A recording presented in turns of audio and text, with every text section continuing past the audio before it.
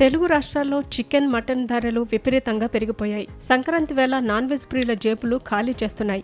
సాధారణ రోజుల్లో కంటే చికెన్ కిలోకి 100 రూపాయల వరకు పెరిగింది. కేజీ స్కిన్లెస్ చికెన్ ధర హైదరాబాద్లో 360 రూపాయలు పలుకుతోంది. దాదాపు అన్ని ప్రాంతాల్లో ఇవే ధరలు పలుకుతున్నాయి. ఇక మటన్ విషయానికి వస్తే కిలో మటన్ 1000 రూపాయలు దాటేసింది.